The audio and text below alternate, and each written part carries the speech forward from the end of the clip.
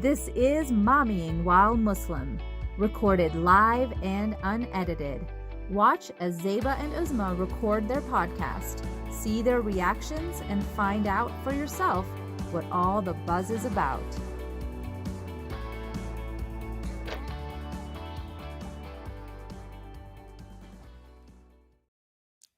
Assalamu alaikum, everyone. Welcome to another episode of Momming While Muslim podcast. This is Uzma Jaffrey.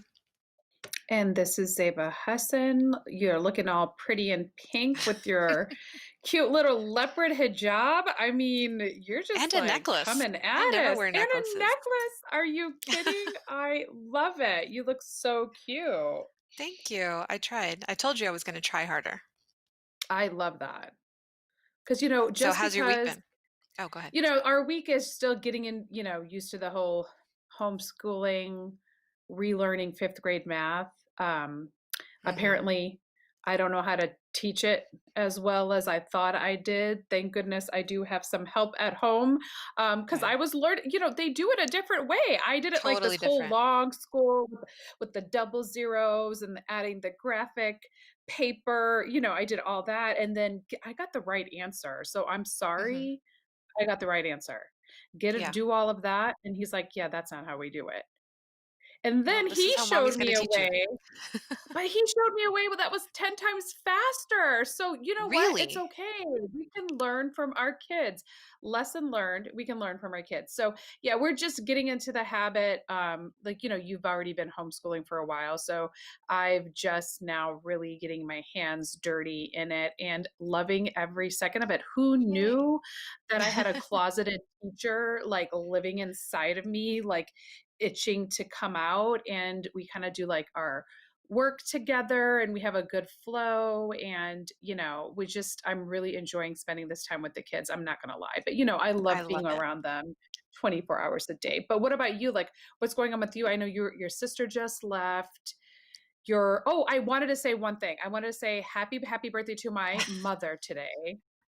Today's today's my mama's birthday, Happy birthday, darling auntie. if she's watching. And I think it could be somebody else's birthday today. Maybe.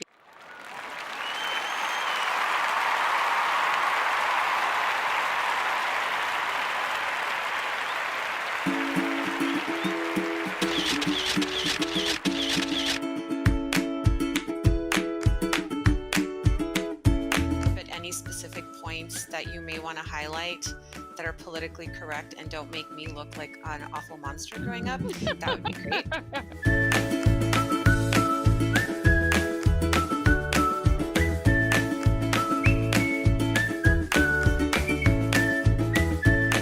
And I remember when my son was about 5 or 6, he was like, "Ummi, when I get married, and we do this and we do that." And I'm like, "Honey, when you get married, you do you, like with your wife out there somewhere." He's like, "What do you mean? I'm Yeah. not going to live here?" He was getting ready for school. And I was like, "No, when you get married, you don't live with your mom." But he doesn't know that.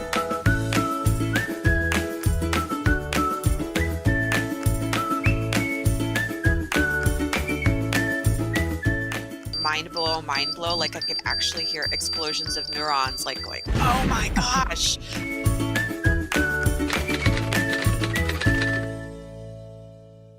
Thank you. Oh my gosh, Happy Joe and Ava. birthday! You guys are Did you think amazing. I That was forgot? so You know how special. hard it do you know how hard it was for me to, like, not, like, text you at 3 a.m. like I always do and be like, "Happy birthday," 'cause, I like to be the first one. I'm like, I have to act like I forgot so I can I thought you surprise forgot. her. I Totally thought you know! forgot. I would never forget. Joe and I have been working on this for a while, but happy Oh, you guys are birthday. so sweet. Two Thank special you. ladies in my life are Libras, so happy Mhm. birthday. I did not forget, but I'm hoping that your family spoils you because you deserve it today. Thank you But so much. Aw. Well, I don't know what I can say to surprise! that now because, oh my gosh, everything I I had prepped, got I just you. forgot. That was like the sweetest thing ever. Thank you for that, both of you guys. Amazing. I was going to talk about how I was listening to On Boys podcast, which is moms raising boys. And they had a really good episode on how to get your kids to listen. And, I think there's a rare bird of moms who's like Zeba, who doesn't mind being around her children 24/7. I But I love think it. I I make up love the it. majority who is like not about being with my kids 24/7. I love them. I would die for them. I would kill for them. I would bury all the bodies. But I don't want to be around them 24/7, which is why I'm right here with you guys. Oh. I love them, but you need something. So On Boys podcast was talking about, they have a particular episode that's on getting your boys to listen.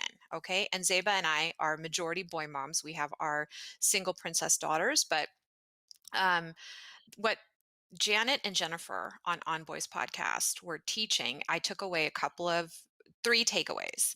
And one is the 80% rule. And what that means Mhm. is say 80% less, which is really hard because A, we're women. B, we're podcasters. So talking is like our business. And so they're like, and it's different with ages, right? So depending on how old your son is, there's even more minimal talking. So like Zeba with Z1, what they recommended was like, if you want him to pick up a backpack, you point to the backpack and you say Yep. backpack, and then you Yep. point to That's where it what I needs to go. do. Oh, Yep. see, you already know this rule. Hmm. I'm learning it for the first time. I did not Oh, know you have because to. I They don't want want to to teach hear you the moral talk. lesson. Yeah, this No. is how Muslims do, and the Prophet Nope. ﷺ did, and the kids have already This is what figured they it out. hear. Wah, wah, wah, wah, wah, wah, wah, Like on wah, Peanuts, wah, wah, wah, Charlie wah. Brown. Yeah. I'm the teacher. Exactly. Yes. Now, this was really important. Point number two. So, point number one, say 80% less. Point number two is touch them. Do not Mm-hmm. yell from upstairs or downstairs. It's dinner time, it's Quran time, it's Salah time. We have to turn the stove off, leave whatever we're doing, physically walk over to the boy, put our hands on him, at eye level preferably, and say, it's time to clean up the Legos and come to dinner. Or it's time to take a break and go read Quran. So that to me was like mind blowing because, it is respectful, right? Like I wouldn't yell at you from another room and say, Yeah. Zeba, get your butt over here. We got a recording. I wouldn't do that. So why would I talk to my son so disrespectfully? So that's really important. And number three, what you and I live by, do what's best for you, for you and your family. You do you, boo. So whatever works for you guys, do it. These were really important takeaways for me. So thank you, Jennifer and Janet, for those teaching points. That's what I learned this week. Yeah, and that's the truth of it too. The one thing I always want to tell people, especially with teenagers and teenage boys specifically, because they're not naturally warm and cuddly Right, and they're kind of grumpy all the time. So it makes you a little bit less likely that you want to go and hug them and touch them, right. but they need the same amount of touch as like your younger kids do. Hmm. And that's what people don't realize. Like, I think they back away from that touch because they're like, okay, but that hugging and touching is very important. Obviously, if they are like, leave me alone, leave them alone, like respect their Yes, autonomy. But they still need you to give them physical affection, even if it is very hard for you to do so. And there will be a time where it will be like fingernails on chalkboard to do it, even for with myself. And I love them so much because they're just not the nicest people, but honestly you see their body language like soften and they're more receptive to what it is that you have to say. So that's the one thing I do want to tell people is even your teenage boys needs hugs from their moms hmm, periodically. So that was a very good takeaway and I'm going to have to put that on my listen. Now that yeah, I'm driving absolutely. places, I'm going to have to be able to download some podcasts now. Yes, yes. And I listen to a lot, so I can give I you know you lots of do. recommendations. You're the podcast queen, but what is, other than your birthday and all the fun stuff, what is on our soapbox for today? We have a big one, as everyone is probably ready for us to talk about, which is why I'm dressed the way that I am for the Hmm. people looking in the audio right now, and Uzma will tell you why. Well, all of us were pretty shocked and jarred 6 days ago when Ruth Bader Ginsburg died. We say unexpectedly, but really, she had enough comorbidities or illnesses that it's unexpected. She lived an unexpectedly long time. But, that is a testament to the resiliency of the woman who continued to work every single day despite all of these illnesses. And then we all know what happens when a man has a cold. So rest in peace, RIP RBG. We are preparing some special homages to her, which are not limited to Zeba's beautiful get up today. So we hope you stay tuned for that. She is currently lying in state, which is interesting to us as interfaith workers because, like Muslims, Jews also believe in quick burials, but because of the figure that she Mhm. is and the role that she played in our government, she is currently lying in state at the Supreme Court building, interestingly enough, outside. So there's some other post mortem procedures that took place that I'm not sure about, but whatever floats your boat, boot. So she's over there. And until this video montage that Zeba and Joe created for me, the greatest gift I got this morning was the Twitter video of POTUS and what is it? What do you call the wife of? First Lady Flotus. Flotus? Yeah, It is POTUS and Flotus. Flotus visiting RBG at the Supreme Court today. It totally was like the best thing to wake up to. And now, Zeba and Joe have, of course, topped it. But please go watch that Twitter video and give it a bunch of likes and shares because it's going to be exemplary, I think, of what the majority of normal people think in this country right now, which is everything that RBG stood for. And while she stood for equal rights for women, as Muslim women and, as partners that we are, Zeba and I believe in equity versus equality because we know that men and women physically are not equal. It's just not going to happen. But equity is something that our religion promotes, and we think that Ruth Bader Ginsburg stood for that very well. We also believe in Islamic feminism, and she is the feminist to beat all, RBG, notorious. Interfaith is really important. I think it was important to RBG as well because she was a staunch proponent of the First Amendment, and that's where our religious rights lie. And that's why Zeba and I participate in a lot of interfaith opportunities whenever we can get them, because that's how we promote the Islamic feminism that we've grown up knowing and that mainstream world and mainstream people don't know, and media has skewed and certain administrations have skewed for their particular platforms.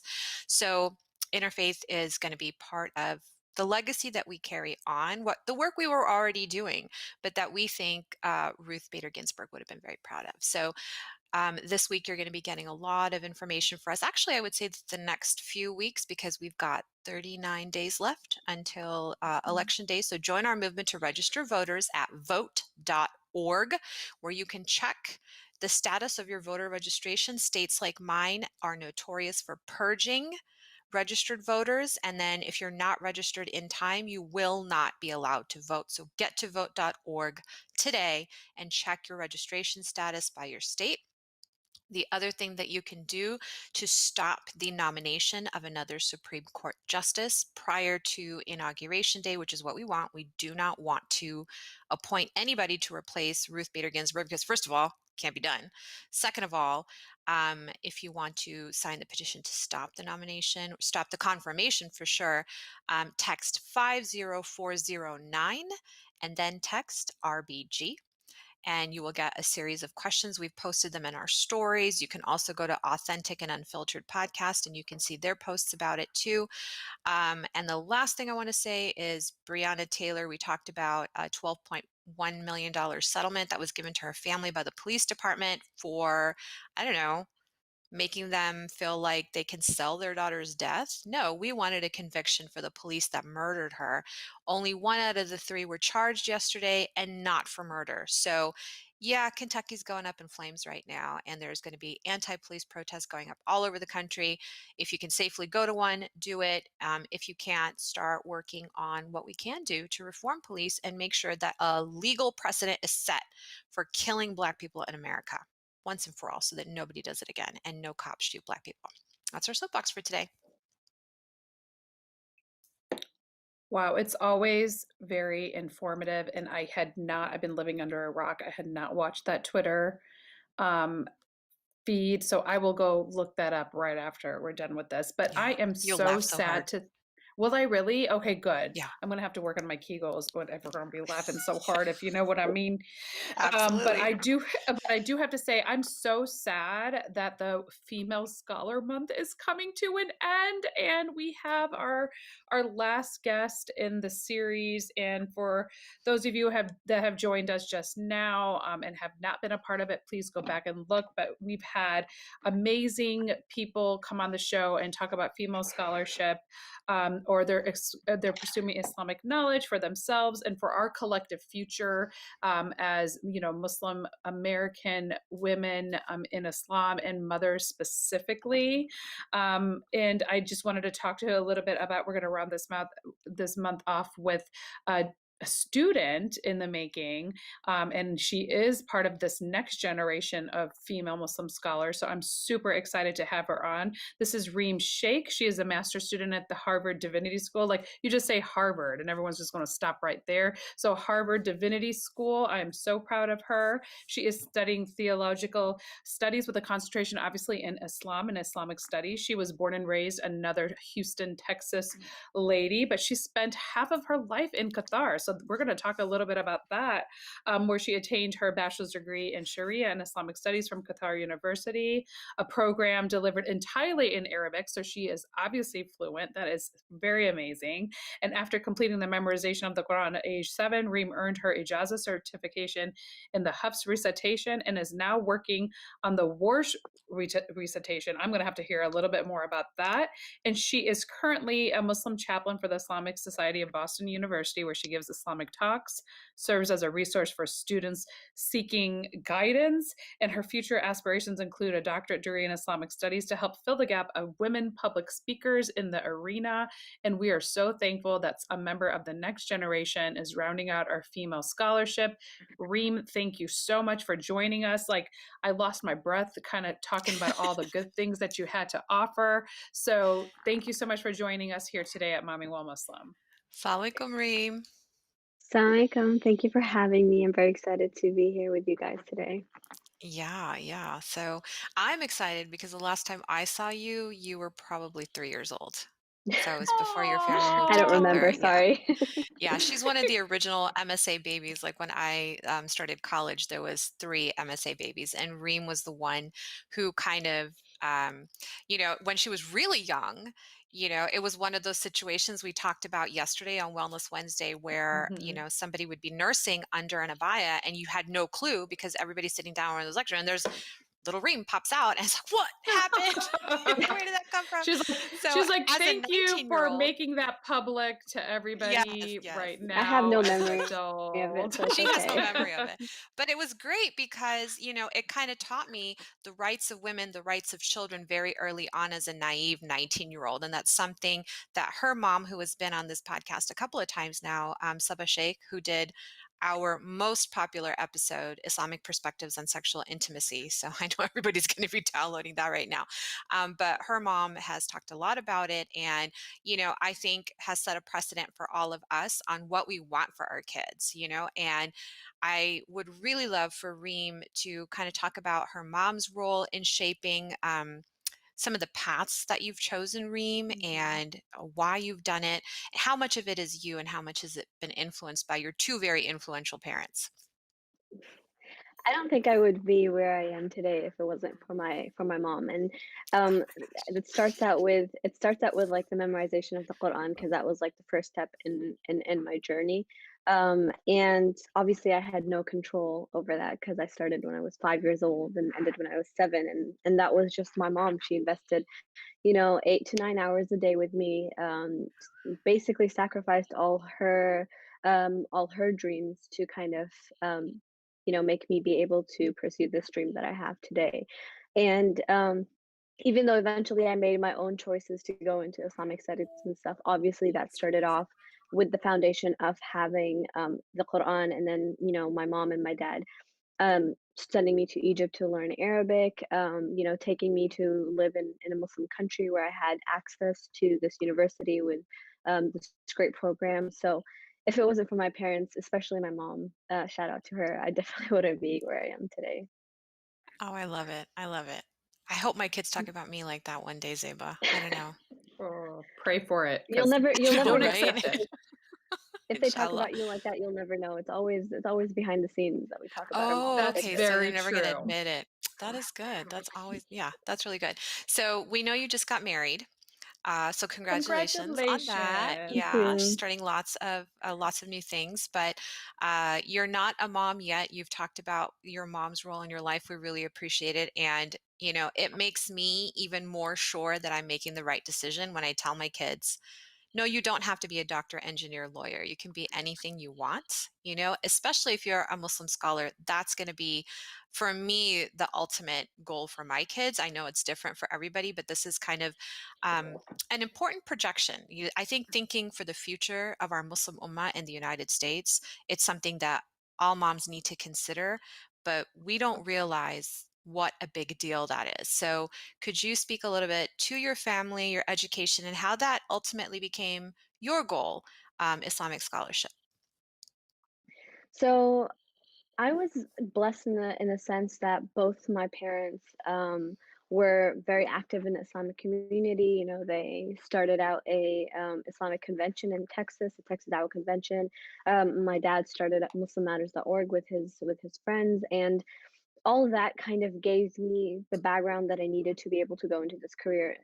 In addition to my mom teaching me the Quran and stuff. And then I was also blessed with the fact that we ended up moving to the Middle East, and this is kind of a path that the average Muslim youth will not have. Like, these are very special circumstances, very unique circumstances that kind of pushed me and shaped me to where I am, and that's why this path has kind of been created for me before I even stepped onto it. So alhamdulillah, like, that's where I was blessed, and that's where I was able to kind of pursue my dreams, because I used to always say, even when I was a kid, when I grow up, I want to be a sheikh, I want to be a sheikh, before I even knew what a sheikh was.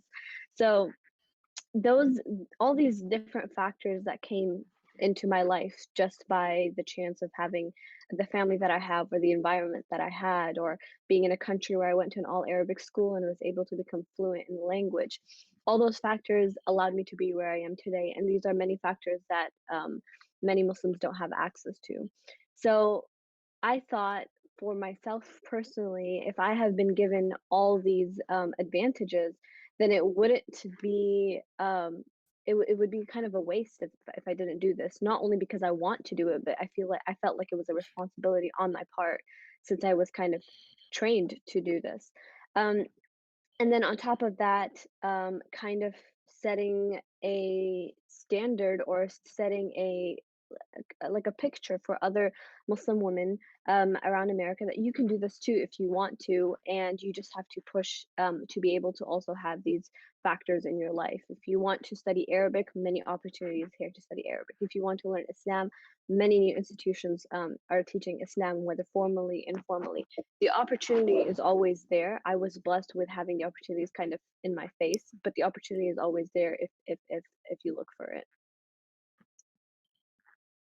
That's so great to hear that somebody of your age decided to do, something a little bit outside of the box, from the norm. Like Uzma said, in our culture, it's very much about like doctor, lawyer, or sex, if we're going to be sexist, teacher for women a lot of the time, so that we can be home with the children.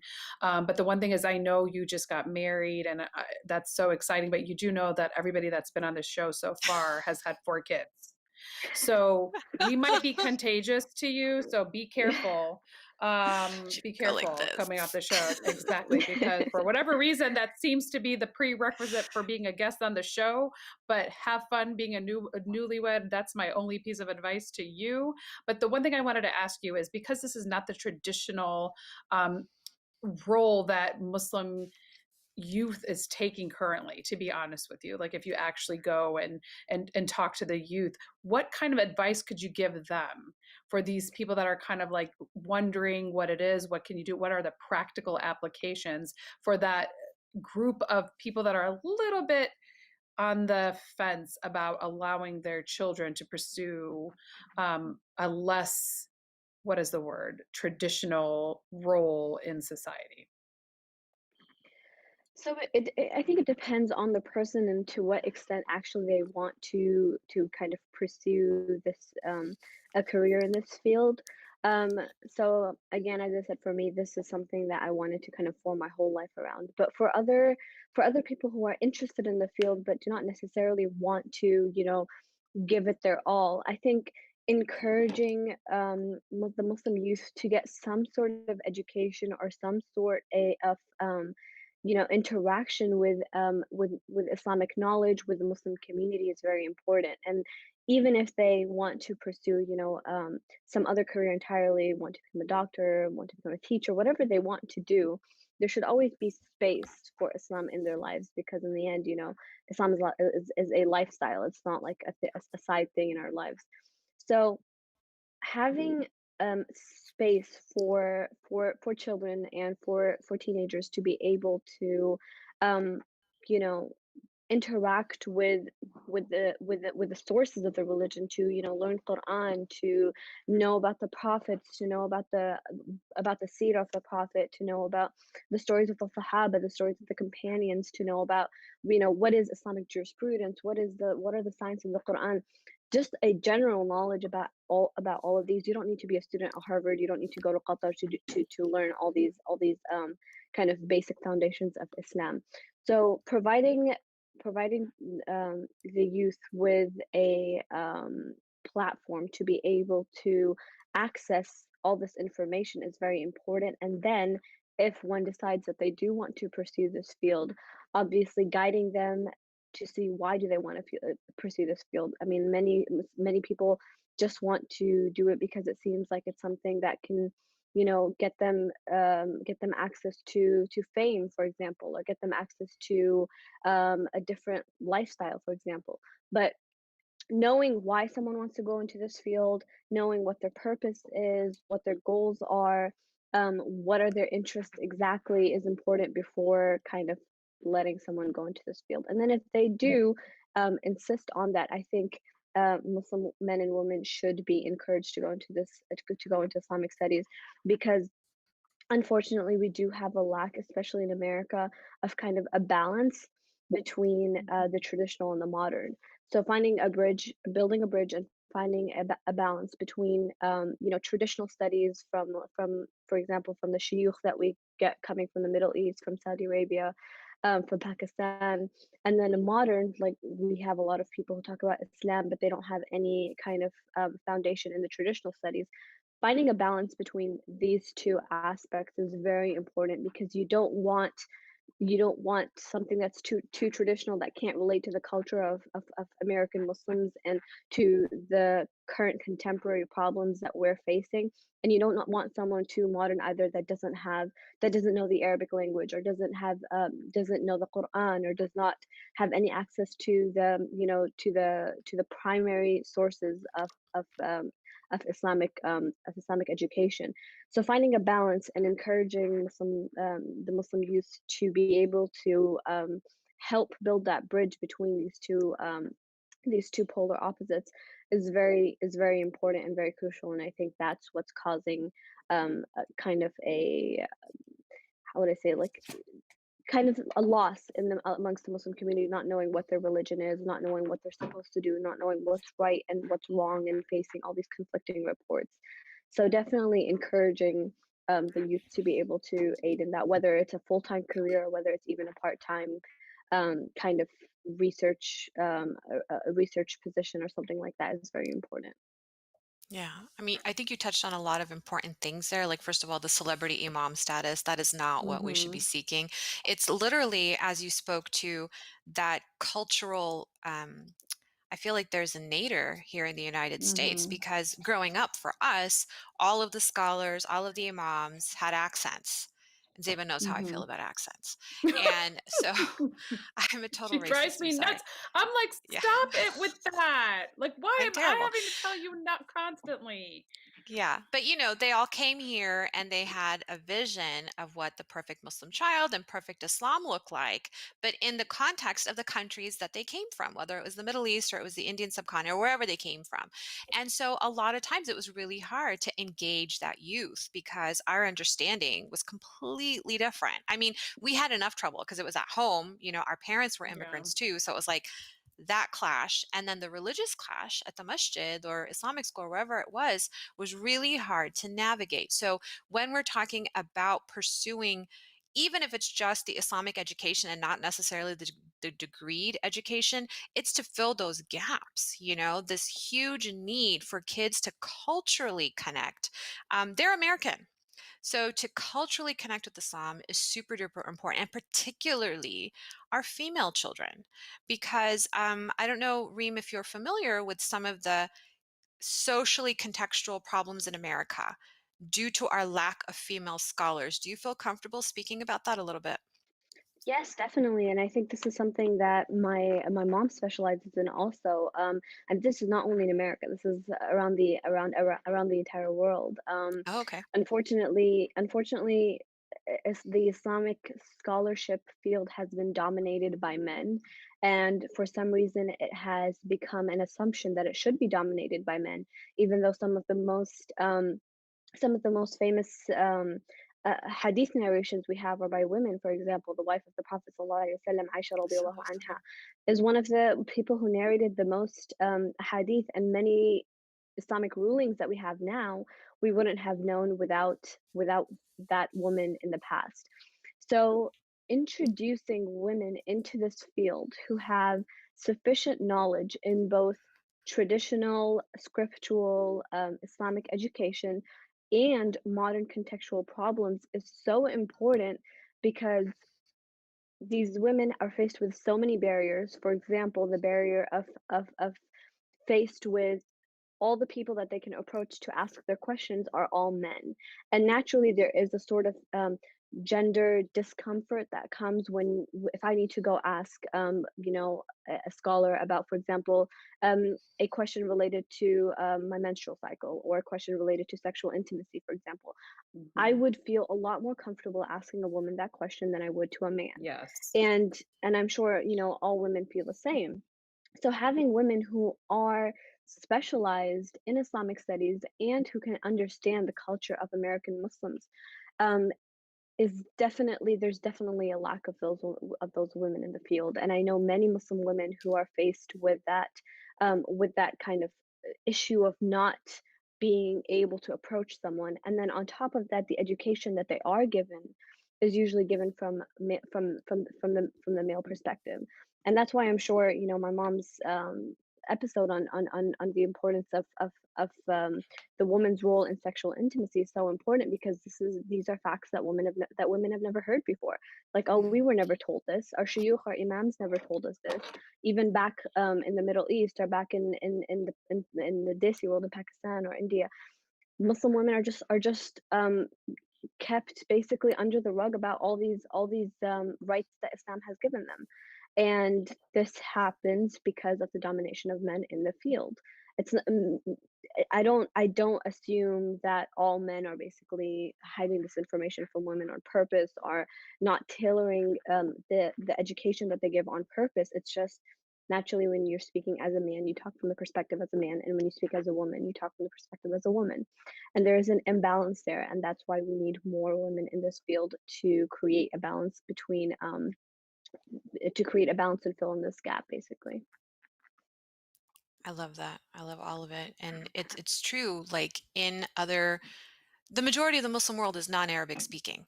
So they don't have access to understanding the texts, the original text in Arabic. And so the the education is withheld, I think, in some way, because stuff gets lost in translation, right? Is withheld in some way from the men and then further withheld from the women because they're getting all their information filtered from the men.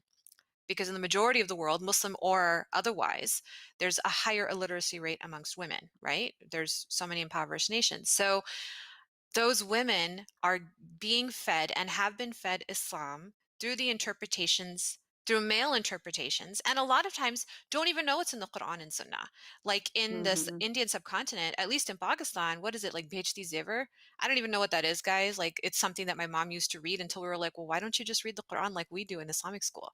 But that was their filtered down. Apparently, it's a compilation of what you should do as a woman that includes like how to please your husband.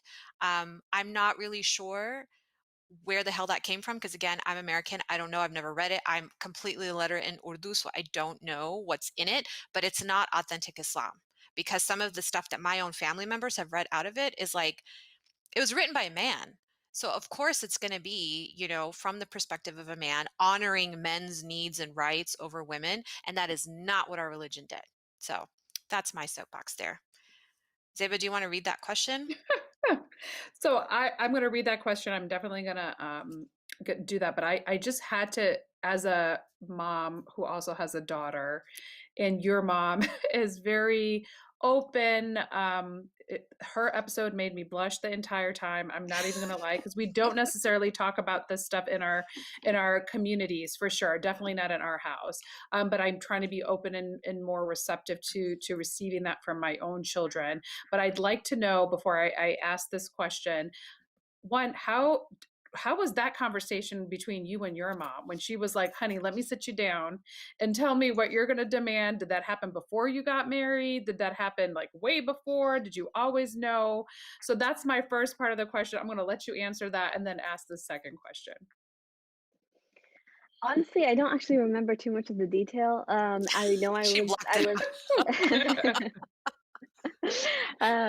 was out. I was young, and I remember asking my mom questions, and she was always open with the answers. She never tried to sugarcoat anything. She answered my questions honestly. She sometimes gave me more information than I asked for, and Yes. honestly, I would always whenever she tried having that conversation, I would always shut her down. But now that I'm married and everything, I really appreciate everything she told me, and I appreciate all those times she made me uncomfortable, and I tried to push her away, but I'm glad she didn't give in. So that's a lesson for us to learn, like us moms that have to give that conversation or have that conversation with our daughters. Like they're not necessarily going to be open and receptive, but they hear you. It gets trickled down in there. And I always say having that information come from your mom versus coming from some rando person, you're getting the quality answer that you need. And when somebody, like I remember this very vividly, when somebody tried to tell my daughter on the bus, of course, it's always the older kids. And as she's texting me right now, inappropriate things. It never ends with this girl. And so it's very weird that I'm talking about her right now. But somebody older kid was like, let me tell you what happened. She's like, you don't need to tell me. My mom already did. I already know. Thank you very much. So the fact that we had already had this conversation was very, very helpful. So I definitely appreciate the input on that. But we have a question from the audience. Like, if you don't have access to Islamic studies, I can't actually see the full question, Joe, Oh, but if we don't when have I access to can't see Islamic it. universities. Universities, okay. Then what is our choice to further our studies in Islamic studies? What do you recommend for people that don't have the access to Qatar or these types of organizations or go overseas for it? What would you do? And how do we balance our secular studies and Islamic studies for our kids in the West? That's a very good question. Thank you so much for Okay, so that. those are two very different questions. But the first question, I think especially now that we're living in a virtual world, this question is very Mm-hmm. easy to answer. Many shuyukh around America and around other places are offering free live lectures series going through Islamic primary sources, page by page, live on their social media, on Facebook, on Instagram, on Zoom. You just have to do the research. You have to find the shuyukh. You have to find who's giving these talks, what they're talking about. Um, there's institutions like Al-Maghrib, Yaqeen, Qalam, Bayna, all these institutions. I'm sure there's a lot more that I haven't named. but so many scholars are trying to make Islamic education more accessible for everyone. And honestly, everything is right here on the laptop, on the internet. All you need to do is sit down, take out the time, set out a schedule. For example, like this, on this day of the week for 1 hour, I'm going to sit and I'm going to watch a lecture. It doesn't even have to be a live lecture. Recorded lectures are available, podcasts are available. You can find PDFs of books online. Everything is available. You just have to put in the work to find what you're looking for. And then to the second part of that, balancing the secular and Islamic studies for kids here. So that's a little more complicated because that's something, Mhm. I myself am trying to balance, and Muslim students in America are definitely trying to balance. And to my advantage, I was able to start out with a foundation in traditional studies and then come to Harvard, where Islam is taught, or religion generally is taught from a very secular perspective. And if I had not, established that foundation first, I would have had a lot of difficulty with my studies now. So kind of setting a traditional black and white and educational platform or foundation before going into other branches of study. For example, a foundation in Quran, learning Arabic, you know, um, learning about the prophets, learning about the seerah, like the information that we have that is clear cut, like in Arabic you call that qat'i, like that's clear cut. There is no kind of debate on it. Is important to know and important to establish in our minds before going into other branches and studying in a secular environment. And I just lost my thought. I do that all the time, Okay. honey. Yeah. It's called Wait not until you having become a my mom. second then it's like, why did I come into this room? Oh yeah, to go to the bathroom. I didn't even Yeah. I totally forgot. Yeah. Okay, it came back to me. So I was going to say, Good. setting a foundation for spirituality is super important. You want to make sure that your iman in your heart is in the right place before going into an environment where people are, for example, at Harvard, we're discussing, you have people who are Muslims and non-Muslims discussing whether the existence of God, or whether God is in a physical form or not, or whether we're controlled by our destiny or not. All these things will confuse a person and can shake the core if the core is not established. So making sure that you have strong iman, and there are many signs that we can find in books and lectures, that what are signs of someone who has strong iman and what are strong signs of someone who has weak iman. Making sure we're established in our 5 daily prayers, we're fasting, we're giving charity, establishing the pillars of our faith before going into branches of Islamic education, I think is crucial to our iman. Yeah. And I think, you're talking about like at Harvard Divinity School having had that spiritual, like solid expat experience, immersed in a Muslim culture. And I think for the majority of us, like you said, who don't have that experience, it doesn't have to be really complicated. It doesn't have to be getting Yeah. your kids to memorize Quran by the time they're 7. It's as Mhm. easy as instilling a love of Allah subhanahu wa ta'ala in your kids rather than what our parents did, knock on the wall, Allah's coming, and scare the kids of Allah subhanahu wa ta'ala. It is teaching them that, oh, when I hurt you or when you're mad at me, you can go make dua to Allah subhanahu wa ta'ala and he's going to Right. listen. And I've said this before, when I was 5 years old, I would go make dua to Allah to break my parents' backs because they'd spanked me for Oh something or my didn't give me something. God, Like, I always had that connection Uzma. with Allah. And I'm not saying it was a good thing, but I was like, Allah will give me Don't whatever I want. So don't get it's on okay Uzma's if my bad side. You parents, don't know what she's gonna yeah, be don't praying get on my for. bad Oh side. my goodness. I told my mom that as an adult. She's like, "Why did you do that?" I was like, "Well, you told me Allah always listens to kids. Like I was always told when kids listen, Allah is right there and he's granting your dua." And that's something very simple that I've taught my kids. Like, so Mhm. literally when we used to go out pre-pandemic and look for parking spots, my daughter would immediately have her hands up, "Ya Allah, please let us find a parking spot. Please let us find a parking spot."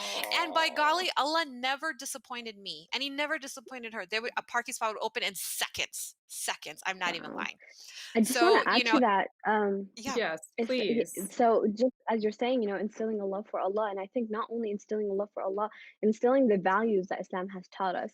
And I yes. think the Mhm. problem is parents are focusing too much on secondary values rather than primary values of Islam. So they're Hmm. focusing too much on whether their daughter is wearing hijab rather than whether she has a connection in her prayer and she knows how to pray, knows how to Right. make, Hmm. or whether focus too much on whether their son is talking to other girls instead of whether their son even believes that he should be a Muslim in his heart, or if he's just doing it because that's Yes. all he knows. So instilling these values, Islam teaches us honesty, it teaches us modesty, it teaches us love for respect for elders and love for our parents, and kind of um, being good to others, being good to your neighbor, being good to your Muslim brother and sister. um, Instilling these values in children before instilling other aspects of faith that are secondary and that are The not primary minutia. to Yeah. our faith is going to do wonders, in that the children will grow up loving Islam because they will see what Islam brings to them. If for example, all a girl knows is Islam means, I'm not allowed to talk to boys, I'm not have to wear hijab, I Mhm. can't go to parties with my friends, I can't go out, I can't stay out late, but my brother can. All those, if that's what the daughter grows up thinking, she's gonna think, damn, Islam is restricting me so much. But if she's Right. taught, Islam teaches me honesty, Islam teaches me to be good to my to be good to my neighbor, be respectful to my elders, and being good to others always brings good to you, then a love for Islam and a love for the religion can form from a young age, and the children will grow wanting to do the secondary aspects themselves. They won't even feel, you won't even be compelled to force them to do it, basically. Yeah. Yeah. The foundation, I think, is so, so critical. Like, absolutely right. So, Yeah, I know, Zeba, are I know. you I up? just wanted to, yeah, yeah, no, I just wanted to add to that. Just in listening to Uzma, not that I'm trying to tell her not to tell her kids not to pray for a parking space, but you said it beautifully, Reem. Like when you focus on the reasons why, that connection, that spirituality versus like the day-to-day minutia, I feel like then, when bad things do happen, or when, like, my kids are always like, I'm praying to get a home run. Yeah, you're not going to get a home run every single time. Like, God's not going to answer that prayer. But there's a reason why maybe God didn't let you have a home run. Like, that's always kind Hmm. of what I thought. Like, sometimes you think you want something, but that isn't what's actually best for you. And there's reasons for that. But if you have that connection and that spirituality to God or to Allah subhanahu wa ta'ala, I feel like all that disappointment, that concept of resiliency starts to build up. But I wanted to address Umaima's question here. What's the best age to talk to your kids about sex without scaring them? Honey, when they can ask you, be open and honest and receptive, and just have the conversation. It's like a band-aid, pull it off, sit next, if when you're talking to boys, sit next to them so you guys are side by side. There's no weird awkwardness staring at them in the face, because for whatever reason my boys want to talk to me about it and not with their dad. And just be like, I'm here to answer whatever questions you have, and just be open. Because the truth of the matter is, what I'm finding is the more open, and it sounds like with Reem as well, with her relationship with her mother, the more open you are, the more likely they're going to come to you with things that they don't necessarily feel like they should be talking about, should be thinking about. I know more about my kids and what they're doing or what their friends are doing, I think, because we have that open. And I try not to be judgmental. Sometimes it's really hard as I'm cringing inside. No one's saying it's easy, but you know what? This is what we're doing, and you're going to do the best by your child. So I just wanted to take that question, just because I get that a lot, sadly, right now. My daughter is quite the opening up. I let her listen to that episode of your mother, and Good. now I keep getting all these questions from her right now. And I'm like, is there a book? I need a book to just hand to you so I can stop talking to you about this. But like, I That's loved what you said about connecting to Islam, because I feel like on a spiritual level, if you do that, everything else tends to fall into place. But let me ask you this: have you ever been in a situation, as someone who obviously is very religious and spiritual, you're seeking and pursuing Islamic studies, was there ever a point in your life where you're like, questioning, or thought about it, in a different way. And I want you to be open and honest about that, because I know all of us kind of go on these spiritual journeys where we question. And, I feel like personally, that's what Allah wants us to do so that we can get kind of more solidified in our faith. But as somebody who is literally pursuing scholarship, have you ever been in a situation where you're like, this is not what I want to do right now? I don't think it was ever questioning that this is not what I want to do generally, but it was more like this is not what I want to do in this current moment. In this current moment, Got it. I want to enjoy myself. I want to go out with my friends. I want to skip class, especially during my undergrad. My last 2 years of my undergraduate in Qatar.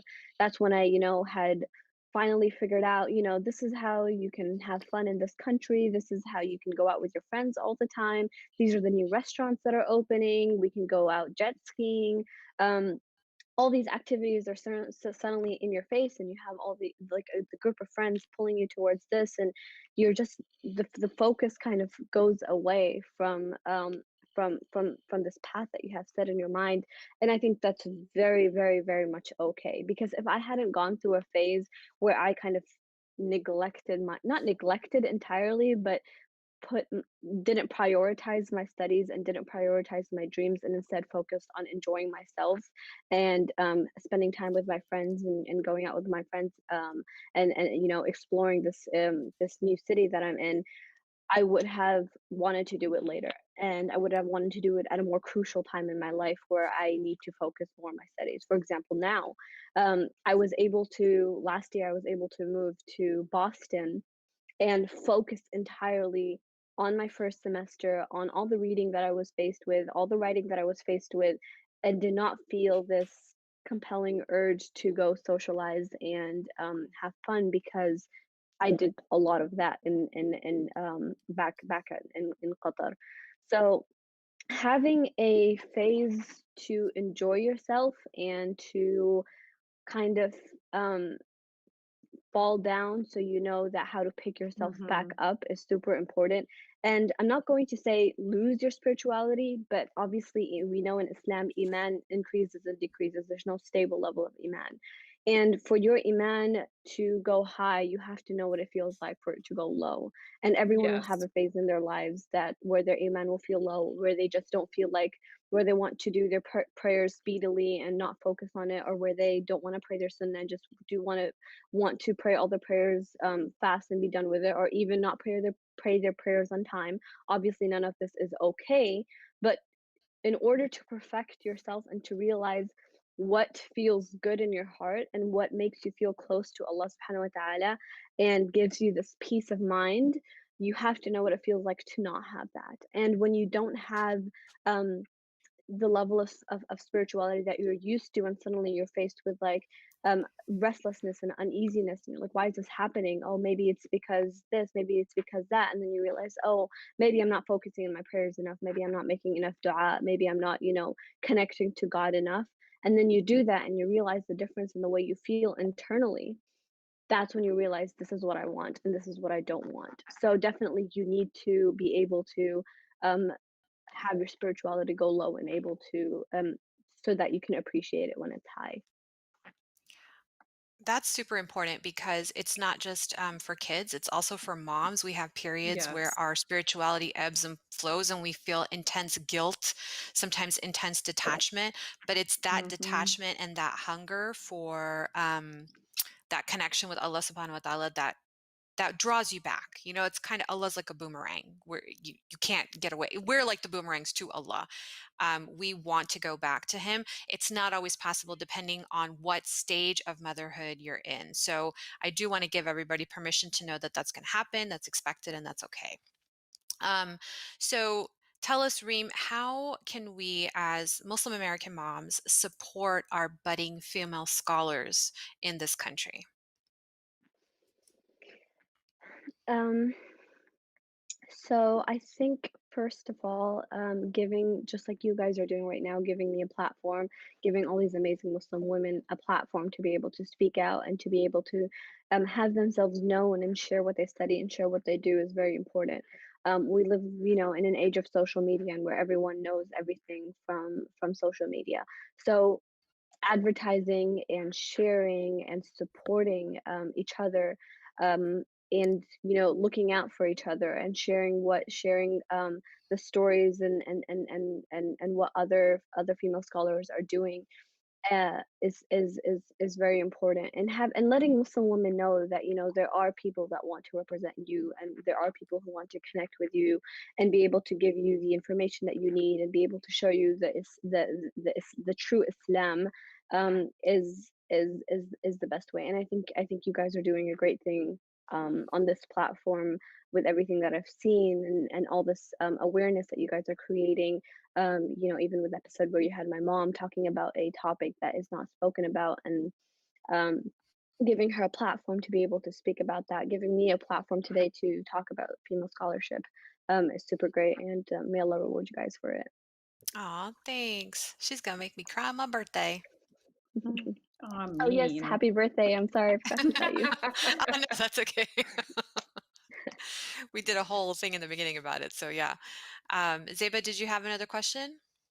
No, I definitely appreciate everything that you're saying. And to your point, female scholarship specifically for us here at Mommyingwhilemuslim has always been something we really pride ourselves in trying to pursue and seek out. And we're so sad that you're kind of rounding it out, but I feel like we're coming full circle, right? Like, because I feel you're the next generation of American Muslim scholars, and I am so happy to even have made your acquaintance. And I'm super proud of everything that you're doing, and I feel like I'm your mom. Like I'm going to look for you in the I future. totally feel like I'm her mom. She See, grew up right? like Like, and before. see, Yeah. I'm so I'm proud so of you. old. So thank you so much for being here today, Reem. Thank you so much. I really enjoyed this conversation with you guys, and I hope, inshallah, we can work together in the future. Inshallah. And Inshallah. like Very one much day looking we're going forward to to have that. those scholar panels that are going to be primarily Mhm. women with a couple of Yes. guys. The way that our religion started, we're going to go We need the back. token guy. We need the token one guy token at guy. the end. And we're like, you're the token, okay? Yeah. Celebrity female imam status. It's coming. We're going to get there, but not until we start realizing that it is our job to promote the words and the voices of Muslim women, especially our Yes. scholars who are going to be paving the way for us to better mother our children within the guidelines of Islam in this culture that we were born and raised in, which is America. So thanks, Reem, for everything. Inshallah, we'll keep in touch. Assalamu alaikum. Thank you. Assalamu alaikum, Assalamualaikum. everybody. Happy birthday again, Uzma. Thanks, guys.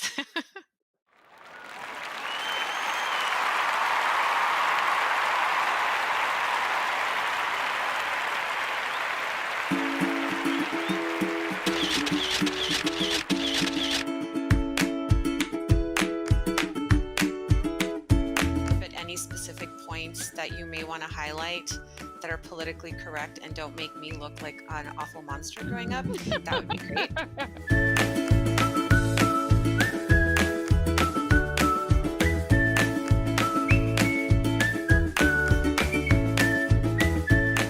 And I remember when my son was about 5 or 6, he was like, Ummi, when I get married, and we do this and we do that. And I'm like, honey, when you get married, you do you, like with your wife out there somewhere. He's like, what do you mean? I'm not going to live here? He was getting ready for school. And I was like, no, when you get married, you don't live with your mom. But he doesn't know that.